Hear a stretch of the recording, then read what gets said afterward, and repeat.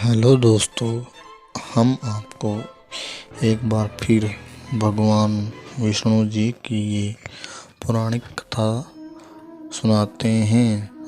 जानकर आप चकित रह जाएंगे। आपने भगवान विष्णु के 10 अवतार की कथा तो पढ़ी या सुनी होगी, लेकिन हम इसे अलग हटके आपको ऐसी पौराणिक कथा बताने वाले हैं जिसके आपके शायद कभी नहीं पढ़ा या सुना होगा। आज हम बताते हैं कि भगवान विष्णु और गरुड़ की पौराणिक कथा। गरुड़ और विष्णु जी की पौराणिक कथा। ऋषि कश्यप की कई पत्नियां थीं, जिनमें से 2 वनित और क्रतु थी। ये दोनों ही बहन थी जो एक दूसरे से ईर्ष्या रखती थी। दोनों के पुत्र नहीं थे तो पति कश्यप ने दोनों को पुत्र के लिए एक वरदान दे दिया। वनिता ने 2 बलशाली पुत्र मांगे, जबकि क्रतु ने 1000 सर्प पुत्र रूप में मांगे, जो कि अंडे के रूप में जन्म लेने वाले थे। सर्प होने के कारण क्रतु के 1000 बेटे अंडे से उत्पन्न हुए और अपनी माँ के वह कहे अनुसार काम करने लगे। दोनों बहनों में शर्त लग गई थी कि जिसके पुत्र बलशाली होंगे, हारने वाले को उसकी दासता स्वीकार करनी होगी। इधर सर्प ने जो जन्म ले लिया था लेकिन वनित के अंडों से अभी कोई पुत्र नहीं निकला था। इसी जल्दबाजी में वनिता ने एक अंडे को पकाने से पहले ही फोड़ दिया। अंडे से अर्धविकसित बच्चा निकला, जिसका ऊपर का शरीर तो इंसान जैसा था, लेकिन नीचे का शरीर अर्धपक्व था। इसका नाम अरुणा था। अरुणा ने अपनी माँ से कहा कि पति के कहने के बाद भी अपने धैर्य खो दिया और मेरे शरीर का विस्तार नहीं होने दिया, इसीलिए मैं आपको श्राप देता हूँ कि आपको अपना जीवन एक सेवक के तौर पर बिताना होगा। अगर दूसरे अंडे से निकाला उनका पुत्रों ने इस श्राप से मुक्त न करवा सका तो वह आजीवन दासी बनकर रहेगी।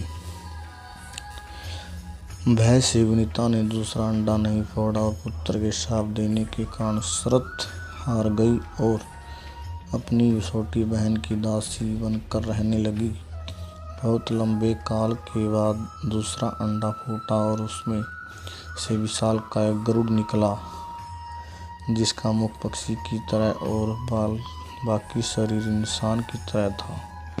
हालांकि उनकी पसलियों से जुड़े उन्हें विशालकाय पंख भी थे। जब गरुड़ को यह पता चला कि उनकी माता तो उनकी ही बहन की दासी हैं और क्यों है यह भी पता चला, तो उन्होंने अपनी मौसी और सर्पों से इस दास्तां से मुक्ति के लिए उन्होंने शर्त पूछी।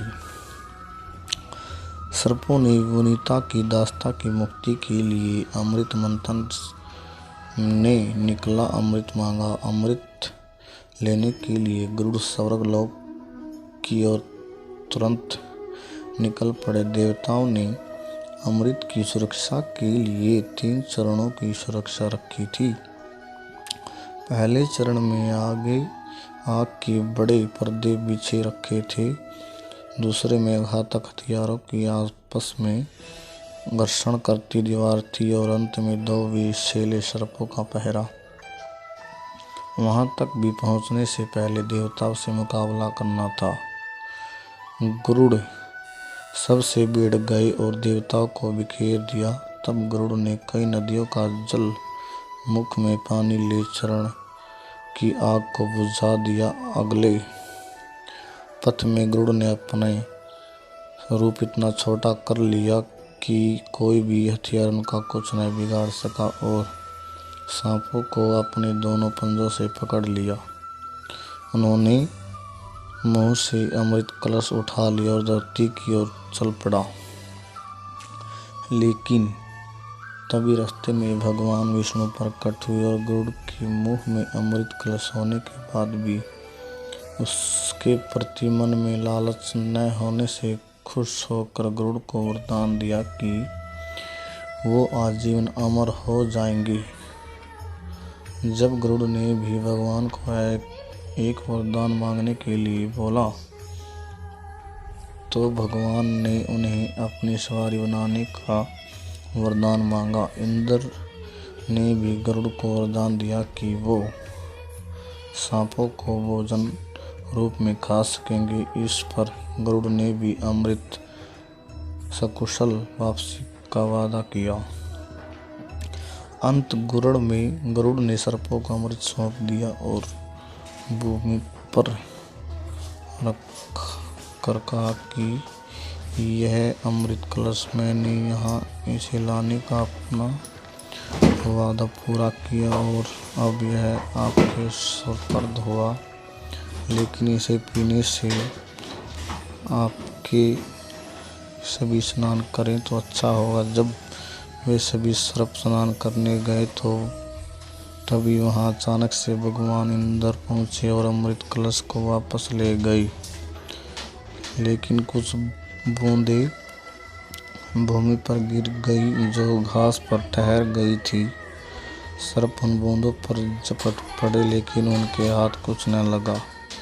इसी तरह गरुड़ की शर्त भी पूरी हो गई और सर्पों को भी अमृत मिल गया। दोस्तों, आपको यह कहानी कैसी लगी है हमें कमेंट बॉक्स में